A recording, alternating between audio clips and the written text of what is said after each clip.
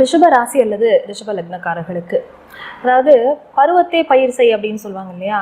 எந்த காரியத்தை எந்த சமயத்தில் செய்யணுமோ அப்போ செஞ்சாதான் அதனுடைய பலனும் நல்லா இருக்கும். அதுக்கேற்ற சூழ்நிலை இருக்கும் பொழுது அதை நம்ம உபயோகப்படுத்திக்கணும் அப்படிங்கிறது தான் இந்த வார்த்தையுடைய அர்த்தம். பெரியவர்கள் சொன்ன பழமொழி இதற்கு தான் சொல்லியிருக்காங்க. நான் ஆஸ்ட்ரோமுத்து ரமா பாலாஜி, ஸ்ரீ முத்துக்காளி ஜோதிடம், கோவையிலிருந்து. நீங்கள் இப்போ தான் முதன்முறையில் இந்த சேனலை பார்க்குறீங்க அப்படின்னா இதை மறக்காமல் சப்ஸ்கிரைப் பண்ணி வச்சுக்கோங்க. லைக் பண்ணி உங்கள் ஃப்ரெண்ட்ஸ் அண்ட் ரிலேட்டிவ்ஸ்க்கு ஷேர் பண்ணுங்கள்.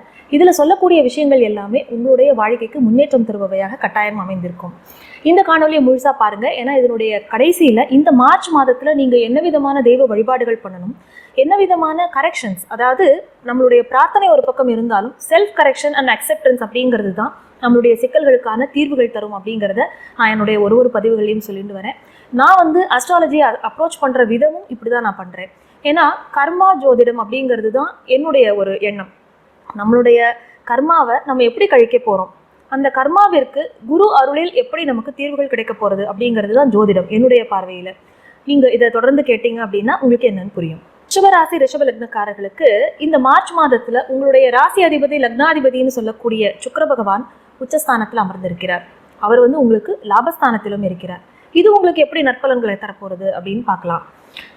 ஆரோக்கிய சீர்கேடு, தன லாபத்தில் இல்லை தனபாவகத்தில் சின்ன சின்ன தடங்கல்கள், பின்னடைவுகள், எதிர்பாராத திடீர் செலவுகள், விரயங்கள் அப்படின்னு அதாவது விரயம்னு சொல்லும்போது தேவையில்லாத செலவுகள், இதுதான் நீங்கள் இத்தனை நாளாக ஃபேஸ் பண்ணிட்டு வந்திருப்பீங்க. கடந்த ஒரு மாத காலமாக உங்களுக்கு அது நிறையவே தோணியிருக்கும் மனசில்.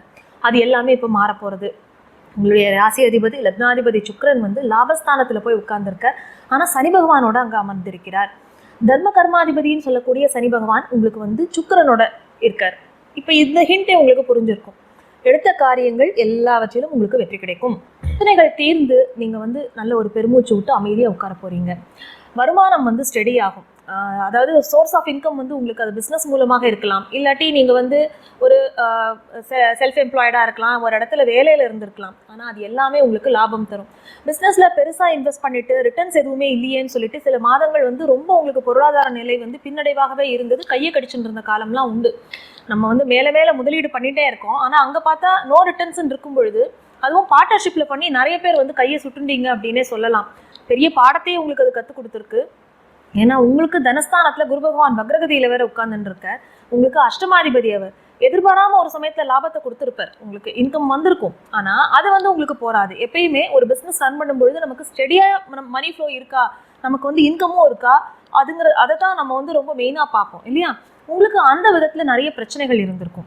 இப்போ இந்த மாதத்தில் உங்களுக்கு என்ன பாசிட்டிவ் விஷயங்கள் அப்படின்னு கேட்டால், முதல்ல நீங்கள் ஒரு நல்ல மென்டலி நீங்கள் ஒரு நல்ல ஒரு ஸ்பிரிட்டோடு இருப்பீங்க. அப்போது எல்லா காரியத்தையும் நல்ல ஒரு முனைப்போடு எடுத்து செய்யக்கூடிய ஒரு நிலையில் இருக்கிறதுனால உங்கள் மனசு ரொம்ப சந்தோஷமாக இருக்கும். ஸோ ஆப்வியஸ்லி நீங்கள் செய்கிற வேலையிலையும் ரொம்ப உங்களுடைய முழு எஃபர்ட்டையும் நீங்கள் போடுவீங்க. அதனால பரவாயில்ல, ஒரு சின்ன சின்ன குறைகள் கூட உங்கள் மனசில் ஒரு பெருசாக பாதிக்காமல் நீங்கள் நல்ல கடுமையான உழைப்பை போட்டு அதன் மூலமாக உங்களுக்கு லாபம் கிடைக்கும். லாபஸ்தானம் வலுவாக இருக்குது, அதில் உங்களுக்கு எந்த சந்தேகமுமே வேண்டாம். ஆனால் உங்களுடைய உழைப்பு அப்படின்னு சொல்லக்கூடிய அந்த 10ஆம் இடம் கர்மஸ்தானம், ஜீவனஸ்தானம்னு சொல்கிறது, இட் வில் டிமாண்ட் மோர் அப்படின்னு சொல்லலாம். உங்ககிட்ட நிறைய உழைப்பை எதிர்பார்க்கும். அப்போது உங்களுடைய ஃபுல் அட்டென்ஷனும் டே அண்ட் நைட் நீங்கள் உங்களுடைய தொழிலை பற்றியே உங்களுடைய உழைப்பை பற்றியே சிந்தித்து கொண்டிருப்பீங்க. அதில் சில இடத்துல தடங்கல்கள் இருக்கும். குறிப்பாக இந்த எலக்ட்ரானிக் சம்மந்தமான விஷயங்கள், மிஷினரி சம்மந்தமான விஷயங்கள், ஐடியில் இருக்கிறவங்க, இவங்களுக்கெல்லாம் ரொம்ப கண்விழிச்சு வேலை செய்யக்கூடிய ஒரு காலமாகத்தான் இது இருக்கும். நேரத்துக்கு தூங்க முடியல, அந்த மாதிரி சில பிரச்சனைகள் இருக்கும். இருந்தாலுமே அந்த லாபம் அப்படிங்கிற நோக்கு வரும்பொழுது நீங்கள் அதுக்கு ரெடியாகிடுவீங்க. ஏன்னா உங்கள் லக்னாதிபதியே போய் லாபத்தில் உட்கார்ந்துருக்கும் பொழுது உங்களுடைய மனம் முழுவதும் எப்படியாவது லாபத்தை நம்ம பார்த்துடணுங்கிறதுல தான் ஃபோக்கஸ்டாக இருக்கும். ஸோ அப்போ நடுவில் வரக்கூடிய இந்த சின்ன சின்ன விஷயங்கள் எதையுமே நீங்கள் பெருசாக அதை ஒரு பெருசான ஒரு கஷ்டமாக நீங்கள் பொருட்படுத்த மாட்டீங்க. கூட்டு தொழிலில் உங்களுக்கு அதிக அளவில் வெற்றியும் லாபமும் கிடைக்கக்கூடிய மாதம் இது அப்படின்னே சொல்லலாம். ஏன்னா உழைப்பையும் அள்ளி கொட்டுறீங்க. உங்களுக்கு இருக்கக்கூடிய நட்பு வட்டமும் ரொம்ப நல்லா இருக்குது. அவங்க மூலமாகவும் நிறைய நன்மைகள் இருக்குது. உங்களுக்கு நீங்கள் சொல்கிற வார்த்தைக்கு அங்கே மரியாதை இருக்குது. உங்களுடைய ஆலோசனைகள் ஏற்றுக்கொள்ளப்படுகின்றன. அப்போ உங்களுக்கு எந்த பிரச்சனையும் இருக்க போகிறதில்ல. அடுத்தவர்களுடைய கோஆப்ரேஷன் நல்லா இருக்குது. அதனால் நீங்கள் நல்ல விதமாக உங்களுடைய தொழிலையோ வேலை செய்கிற இடத்துலையோ அடுத்தடுத்த வேலைகள் அடுத்தடுத்த கட்டத்திற்கு நகரும். எந்த விதமான தடங்கல்களும் இருக்காது. அதனால ஒர்க் அப்படிங்கிற ஏரியா, கரியருங்கிற ஏரியாவில் நீங்கள் ரொம்ப ரொம்ப சாட்டிஸ்ஃபைடாக இருக்க போகிறீங்க இந்த மாதம். அப்போ சிக்கல்கள்ங்கிறது எதுலையாவது இருக்குமா? எல்லாமே நல்லா இருக்குங்கிறீங்க, ஒரு செக் வைக்காமல் இருக்க மாட்டீங்களே அப்படின்னு யோசிப்பீங்க. கொஞ்சம் ஆரோக்கியத்தில் கவனமாக இருக்கணும். ஏற்கனவே நான் சொன்ன மாதிரி பெண்களுடைய ஆரோக்கியம் சம்பந்தமான விஷயங்கள் ரொம்ப ரொம்ப கவனம். அடுத்ததாக யாரையுமே வந்து பகைச்சிக்காதீங்க.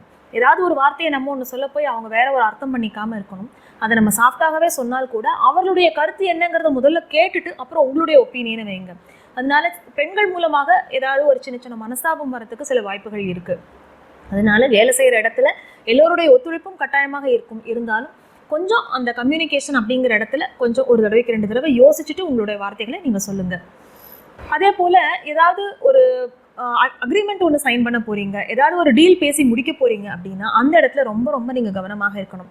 ரிஷபராசிக்காரர்களுக்கு, ரிஷபலக்னக்காரர்களுக்கு நான் சொல்லக்கூடிய எச்சரிக்கை இந்த மாதத்திற்கு என்ன அப்படின்னா, ஒரு அக்ரிமெண்ட்டை கையெழுத்து போடுறதுக்கு முன்னாடி ஒரு தடவைக்கு 2 தடவை படிங்க. இது எல்லாருக்கும் நீங்கள் சொல்கிறது தானே அப்படின்னீங்க. ஆனால் முக்கியமாக அதில் வந்து ஏதாவது ஒரு மெயினான ஒரு கண்டென்ட் விடுபட்டிருக்கும். அதனால் அதை நீங்கள் வந்து அதில் திருப்பி கரெக்ஷன்ஸ் பண்ணி அந்த வேஸ்ட் ஆஃப் டைம், எனர்ஜி, அப்புறம் ஒரு தடவைக்கு 2 தடவை அலையிறது, அப்புறம் அந்த இடத்துல வந்து ஒரு ஒப்பீனியன் கிரியேட் ஆகும் இல்லையா, ஒரு இம்ப்ரெஷன் கிரியேட் ஆகும் இல்லையா, அதெல்லாம் நீங்கள் வந்து அந்த நெகட்டிவ் விஷயங்களெல்லாம் நீங்கள் தவிர்க்கலாம். அதனால இந்த விஷயத்தை இப்படி தான் இதோடைய ப்ரொசீஜராக, இது இப்படி தான் செய்யணுமா அப்படிங்கிறத ஒரு நல்ல ஒரு எக்ஸ்பர்ட் கிட்ட கேட்டு ஒப்பீனியன் வாங்கிட்டு அதுக்கப்புறமா நீங்கள் இந்த விஷயங்களை நீங்கள் ப்ரொசீட் பண்ணுறது ரொம்ப ரொம்ப நல்லது.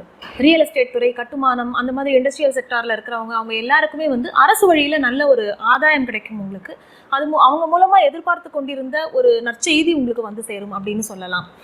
உங்களுக்கு வந்து பொதுவாகவே உடம்புல வந்து சின்ன சின்ன ஆரோக்கிய குறைபாடுகள் இருந்தால் கூட லேசாக ஒரு மருந்து சாப்பிட்டேன், இது மூலமாக எனக்கு நல்ல ஒரு எஃபெக்ட் இருக்குது அப்படின்னு நீங்கள் 4 பேருக்கு அதை எடுத்து சொல்கிற மாதிரி இந்த மாதம் இருக்கும் உங்களுக்கு. ஏன்னா உடம்புல நல்ல ஒரு புது ரத்தமே உங்களுக்கு பாஞ்சது மாதிரி ரொம்ப முன்ன விட ஒரு நல்ல ஒரு ஃபோர்ஸோடு நீங்கள் வேலை செய்வீங்க. ரொம்ப ஒரு புத்துணர்ச்சியுடன் இந்த மாதம் முழுக்கவே நீங்கள் இருக்க போகிறீங்க. ஏன்னா சுக்கிர பகவான் வந்து இறுதியில் தான் அவர் வந்து அடுத்து மேஷராசிக்கு போகிறார். அது வரையுமே ரொம்ப ரொம்ப நல்லாவே இருக்குது. இந்த மாதத்துக்கு நான் உங்களுக்கு சொல்ல போகிற ஒரு காஷன் என்ன அப்படின்னு கேட்டால், எதுலேயுமே அகலக்கால் வைக்காதீங்க.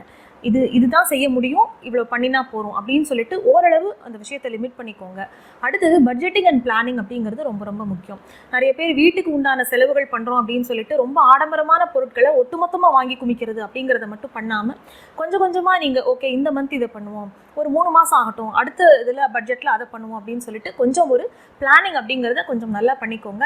இல்லாட்டி ராகு வந்து உங்களை பிரம்மாண்டமாக திட்டமிட வைப்பார், அந்த இடத்துல எக்கச்சக்கமான செலவுகளையும் வைப்பார். அதனால மனசுக்கு தோணினதையெல்லாம் பண்ணிடாமல் கொஞ்சம் பொறுமையாக நீங்கள் நிதானமாக பண்ணினீங்க அப்படின்னாலே பின்னாடி வரக்கூடிய அந்த பொருளாதாரத்தில் ஒரு சிக்கலோ இல்லை ஒரு பின்னடைவு அப்படிங்கிறது அதை நீங்கள் வந்து அவாய்ட் பண்ணலாம். இந்த காணொலி உங்களுக்கு பிடிச்சிருந்தது அப்படின்னா இதை லைக் பண்ணுங்கள், உங்கள் ஃப்ரெண்ட்ஸ் அண்ட் ரிலேட்டிவ்ஸ்க்கு ஷேர் பண்ணுங்கள். மறக்காமல் இந்த சேனலுக்கு சப்ஸ்கிரைப் பண்ணி வச்சுட்டு அந்த பெல் ஐக்கனை கிளிக் பண்ணி வச்சுக்கோங்க. உங்களுடைய மேலான கருத்துக்களை எங்களுக்கு கீழே கமெண்ட் செக்ஷனில் தெரிவிங்க.